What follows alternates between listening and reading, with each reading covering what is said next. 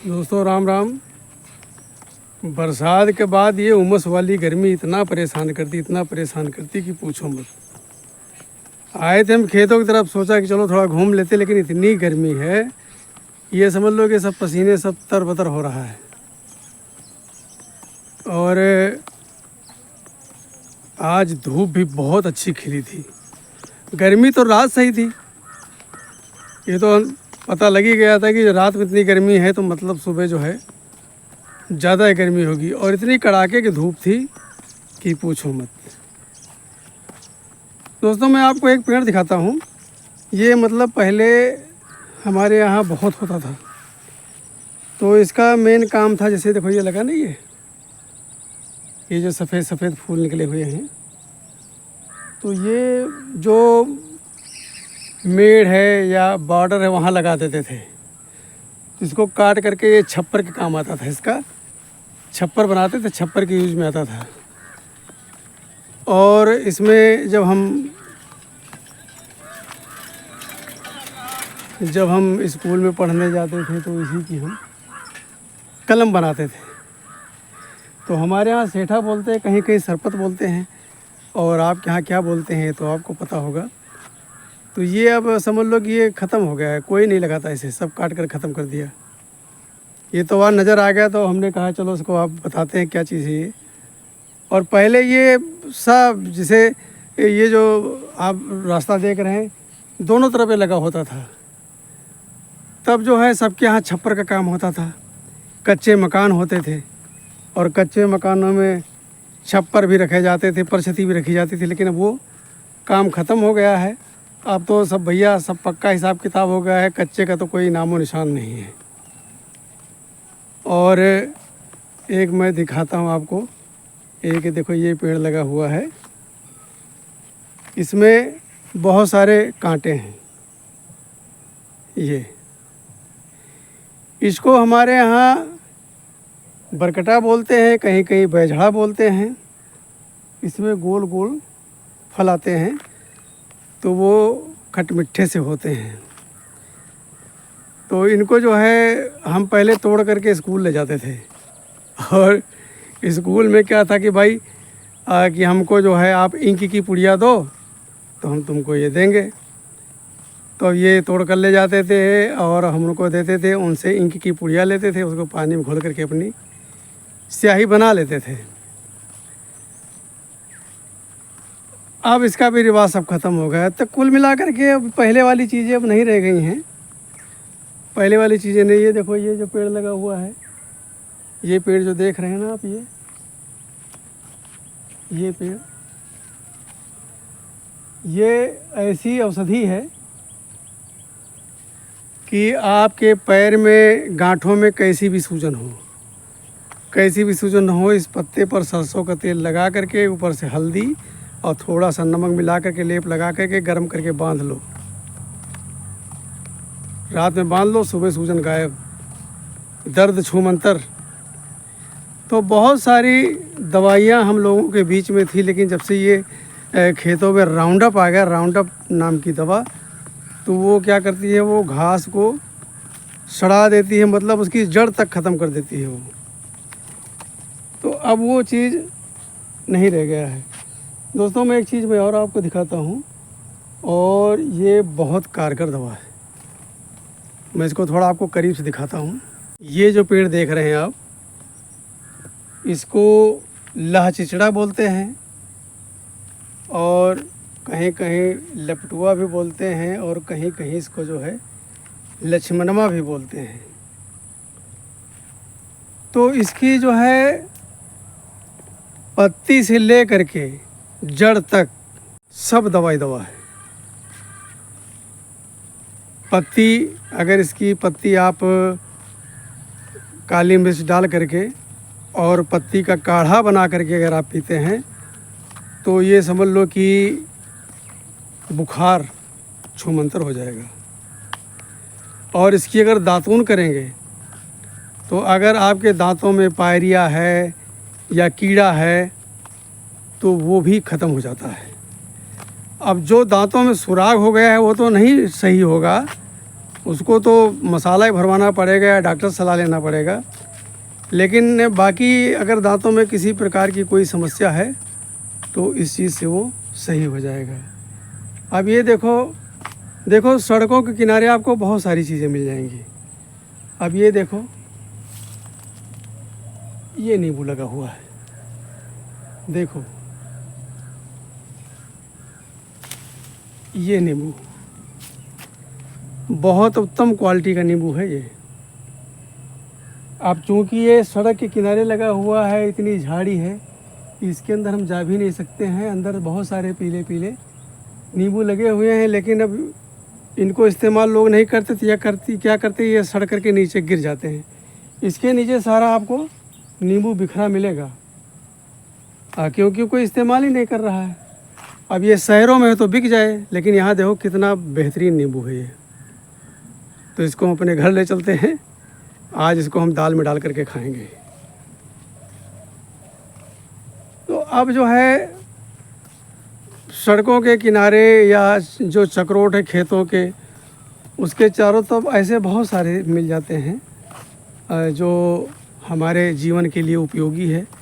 लेकिन अब हम ही क्या करते हैं, उनको काट करके फेंक देते हैं, उनकी सुरक्षा नहीं कर पाते। हम सोचते हैं कि ये बिना मतलब में लगा हुआ है, तो उसको हम उसकी संरक्षा नहीं कर पाते हैं, उसको बचा नहीं पाते हैं। और ये देखो, ये पेड़, आप पूछोगे कि ये किस चीज़ का पेड़ है, तो ये पेड़ है,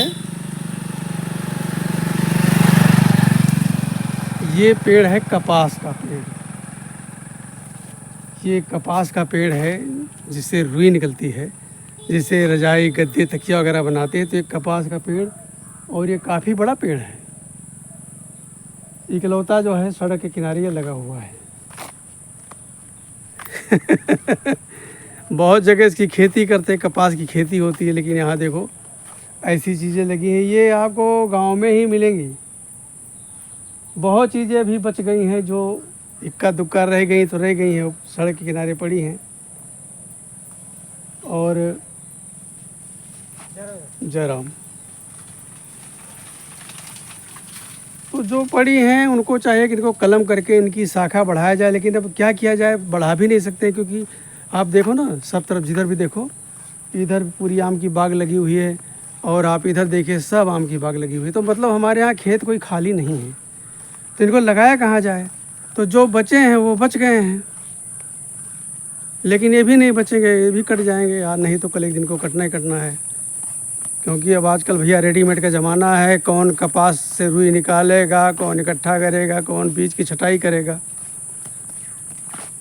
तो अब इनकी ज़रूरत नहीं, तो इनको हटा देंगे, इनकी कोई ज़रूरत नहीं है। और इसकी एक चीज़ और है, जो कपास की लकड़ी होती है, इसको भाई अब झाड़ फूँक करने वाले तो यही बताते हैं कि कपास की लकड़ी के छोटे छोटे टुकड़े करके इनकी माला बनाते हैं, और माला बना करके, और जो है जिनको जॉइंट स्पीलिया हो जाती है उनको ये माला पहनाते हैं। तो जैसे जैसे पीलिया शरीर से ख़त्म होती जाती है, तो वो माला की लंबाई भी बढ़ती जाती है। तो ये कि इसका ये भी है, मतलब लोगों का अपना विचार है, अपना मत है। तो इस काम में भी इसका यूज करते हैं, जो कपास की लकड़ी का।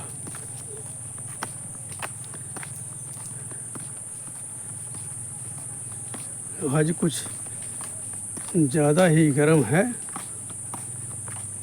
और ये पीछे यहाँ पर तालाब है, तो हमें लगता है कि यहाँ पर मछलियों का शिकार बच्चे कर रहे हैं कांटा लगा करके। तो हम वहाँ नहीं जाएंगे, हम यहीं से देखते हैं। यहाँ पर वो बच्चे खड़े हुए हैं, तो वो जो है वो सामने वहाँ पर दिखाई पड़ रहा होगा, वो बच्चे जो हैं खड़े हैं, वो मछली पकड़ने के लिए। अब इसमें पहले की कोई मछली रह गई हो तो रह गई हो, बाकी इसमें बाहर से पानी कोई आता नहीं है, क्योंकि चारों तरफ इतनी ऊंची ऊंची दीवार है। जब बाहर से पानी आएगा अंदर जाएगा तो बाहर की मछलियाँ तालाब में जाएंगी। अब यहाँ पर कोई ऐसा है नहीं कि बाहरी पानी तालाब के अंदर जाए, सरकार ऐसे ही खुदाई करा देती है कि ना अंदर का पानी बाहर निकल पाएगा ना बाहर का पानी अंदर जाएगा। तो ये हिसाब किताब है। और अब इस समय समझ लो कि बागों में काम चल रहा है, खाद का काम चल रहा है, बागों की जुताई खाद लगाने का काम। अब ये जिसकी बाग है इसमें भी काम शुरू नहीं कराया। देखो कितनी लंबी चौड़ी घासें सब उगाई हैं, तो अब इसमें काम होगा। अब ये समझ लो कि आम के सीज़न के बाद में यही काम रह जाता है, हम लोगों के पास यही काम रह जाता है कि बाग की जुताई गुड़ाई कराओ और उसमें पेड़ों में खाद लगाओ, और खाद लगाने के बाद में उसमें जो है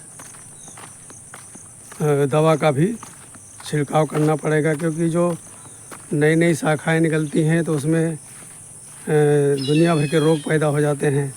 जैसे ऊपर से वो सूखने लगता है, ऊपर का हिस्सा सूखने लगता है। तो अभी समय समझ लो कि बरसात का है, तो इसमें बागों में जो है जाले का प्रकोप, मकड़ियाँ बहुत ज़्यादा हैं। और मकड़ी तो ऐसी है कि ऐसा जाला लगा देती है कि वो फिर वो डाल सूखी जाती है। तो उसके लिए भी छिड़काव करते हैं ताकि मकड़ियाँ भी हमारे यहाँ से बागों से हट जाएं, क्योंकि मकड़ियाँ जो हैं उनका इतना मजबूत जाला होता है कि बड़े बड़े मोटे मोटे कीड़े उनके जाले में फंस जाते हैं, और वो कीड़े और दूसरे तरह के कीड़े पैदा कर देते हैं। तो ये हिसाब किताब है। अब ये देखो, इस पर कहीं कहीं पर घास है, लेकिन अब वो घास नहीं निकाली जाएगी, और अभी इसमें बालियाँ नहीं आई हुई हैं। अभी ये थोड़ा पिछड़ा हुआ सा है। लेकिन कुछ लोगों का जो है धान वो कटाई के कगार पर भी है, और अब जो है जिनका भाई आगे का हिसाब किताब कर रखा है उनके जो है वो कटने वाले हो गए हैं। और आजकल तो मतलब हर आदमी खाली है। बरसात में हर आदमी आपको खाली मिलेगा, क्योंकि खेतों में भी कोई काम नहीं है जब तक ये धान कटेंगे नहीं। अब ना इनमें पानी देने की ज़रूरत है और ना इसमें खाद डालने की ज़रूरत है, बस इंतज़ार करना है कि इसमें फसल आ जाए और बस बल्ले बल्ले है। तो अब जो है सब हिसाब किताब ठीक है। इस बार जो है धानों का जो फसल भी अच्छी होने की उम्मीद है, क्योंकि इस बार बरसात ने भी अच्छा साथ दिया है और किसानों की मेहनत रंग लाएगी। लेकिन मैं एक बात बताऊं, किसान का साथ प्रकृति चाहे जितना दे दे, लेकिन किसान परेशान ही रहेगा। किसान जो है खुशहाल नहीं हो सकता है। अब ये देख लो कि जो कंपनियां सिगरेट बनाती हैं, बीड़ी बनाती हैं, सिगरेट और बीड़ी बनाती ही कंपनियां, तो वो तो माला माल हैं। और जो ये दारू बनाते हैं, दारू बनाने वाली भी कंपनियां माला माल हैं। लेकिन जो किसान देश का पेट भरता है, देश का पेट भरने वाला किसान पहले भी गरीब था और आज भी गरीब है, और किसानों की कोई सुनवाई नहीं, ना कोई सुनता है किसानों की। अब जितने भी किसान हैं वो राम भरोसे ही है, भगवान ही चाहेगा तो उनका कुछ होगा, अन्यथा कुछ होना नहीं है।